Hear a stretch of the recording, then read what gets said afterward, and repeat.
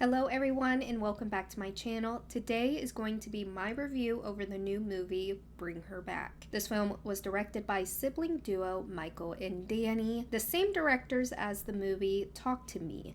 I have not seen that movie yet, so I was going into this movie blind. From what I read, Bring Her Back is not a direct sequel from Talk to Me, but it's in the same fictional universe. So if you have not heard about Bring Her Back, it is about a brother and a sister who recently lost their father and now have to live in their first foster home. This foster mother is a grieving mother who lost a daughter due to drowning, and they witness some terrifying things at this house. Now, before we get into the positives about this movie, I do want to say I will be giving spoilers. The first positive for this film is the cast. They gave a really good performance. They gave it their all, and it shows. From the leading actress down to the supporting roles. This movie is centered around the siblings, the older brother Andy and the younger sister Piper. The relationship between them, it was very sweet. The older brother was very protective over his sister. She is visually impaired. He wants the best for her, even though sometimes he lies to her. It's out of the best interest for her. And there is some underlying resentment towards his sister, but to me, it never shows. Sally Hawkins, the lead actress in this, who plays the foster mom, not only is the foster mom, but she's also a grieving mother. She lost her daughter to drowning, and her daughter was also visually impaired. It was a performance that was hard to watch because she is a grieving mother, and she's also very manipulative and calculated. There are definitely red flags. Tries to break up the brother and sister for her plan. She seems loving and trustworthy. At times, we know what her plan is, and it's crazy. The things she did is crazy to achieve her goal. She is just so hard to root for, but again, no one could pull this role off. When the siblings do go to their new foster home, they are not alone. There is also a foster kid there who is mute. This is portrayed by Jonah Phillips, who killed this role. The body horror was insane. If you don't like blood, urine, skin, teeth, pretty much anything to do with the body, do not watch this film. I will give a trigger warning. There is animal cruelty in this movie. We do see a cat get hurt. There is a taxidermy dog, and a chicken gets cut. Another positive for the film was the tiny bit of comedy in it. The kids are teenagers, so there's going to be banter between them. It was funny to see, and it lightened the mood just a little bit and just humanized these characters. Even the mom, the foster mom, she could be funny, but that was just to reel them in. But don't be fooled, this movie was not funny at all. The score was not overshadowing the film's beauty. Water plays a huge part in this film with showers, rain, urine, and the pool. So hearing the watery score was a nice touch and a little bit of foreshadowing, in my opinion. They really captured color well in this movie with the clothing and nature. The greenery was gorgeous. The plants, the nature surrounding the house, and the somber color tones really shined in this. I guess I'll put this one as a positive. This movie was not what I was expecting it to be.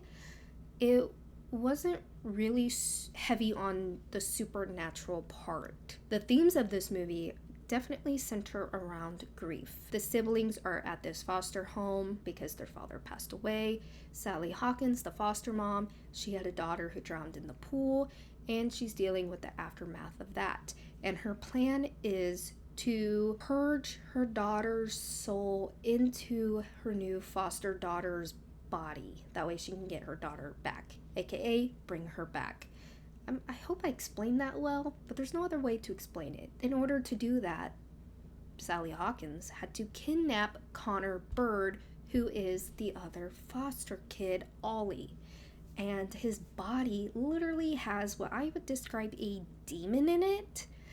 I don't know how else to explain it, but they have to feed him air and blood and flesh to keep him alive in order to finish the ritual of soul switching. And that's where the horror of the movie comes from. And it was really hard to watch this movie because of how I can relate to Sally's character in a way. I lost one of my daughters a few years ago. Again, I can relate to her. She lost her daughter, but definitely not 100% similar in the aftermath of dealing with grief. Grief will last forever. Now, Sally went a crazy route to get her daughter back, and unfortunately, we can't get people back from the dead, and that's a hard thing to take in, especially one of your kids. Found her to be awful. I could feel her pain of wanting her daughter back, and she would do anything to bring her back. Her kidnapping a little boy to finish the ritual was horrible. Her preying on a girl who has to deal with a lot. She just lost her father, and she lost her mother, not recently, but I guess when they were younger. It's just sickening to me to prey on someone who has their whole life in front of them. The footage the foster mom watches was super unsettling and freaky. There's this video she watches, that way she can understand of how to execute this ritual.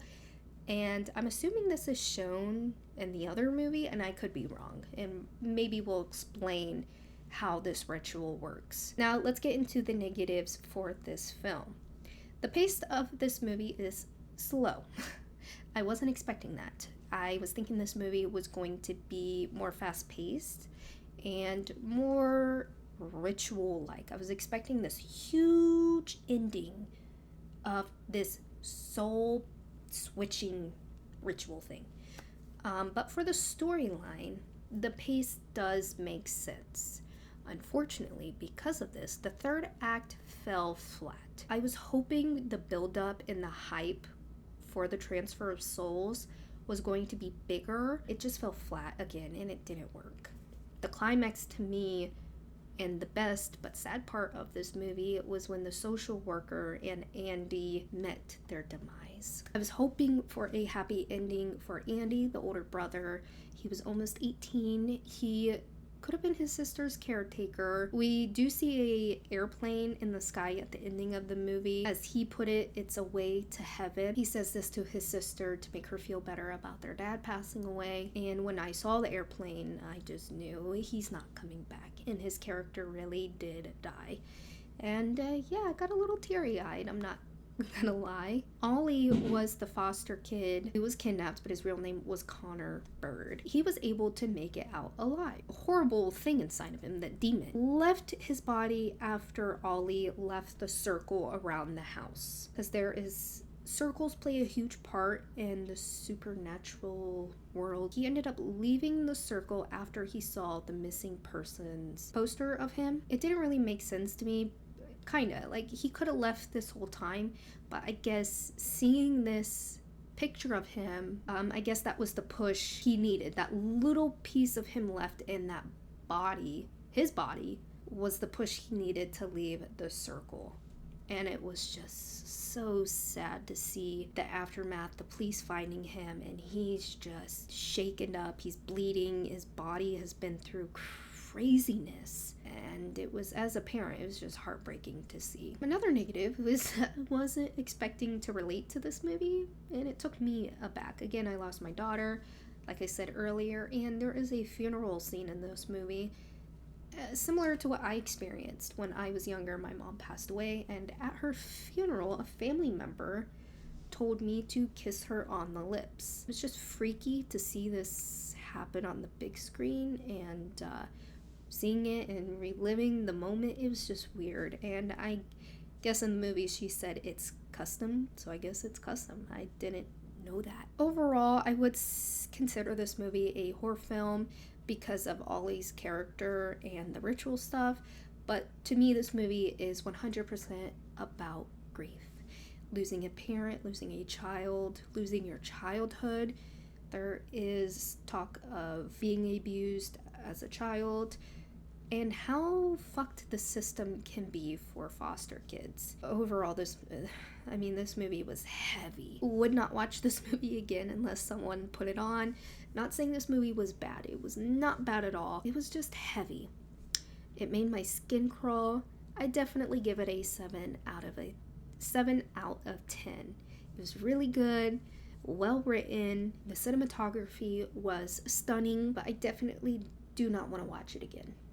Made me actually cry, and I wasn't expecting that. I thought it would be more demon ritual like, and it was like 70% grief, 30% ritual, even 80% grief and 20% ritual. I don't even know how to recommend this movie to people. I would say it's like the movie with Mia Farrow, See No Evil, mixed in with, I'm gonna assume, the Talk to Me movie. I guess if you mix that in, it would be this movie, but I'm just assuming that. That is my review over the new movie, Bring Her Back. It left me speechless and made me feel like I needed a tissue and I needed a bath and not a shower. Let me know, did you guys like this movie? Did you not like this movie? Let me know in the comments down below. As always, please stay safe out there, and I'll see you later. Bye-bye.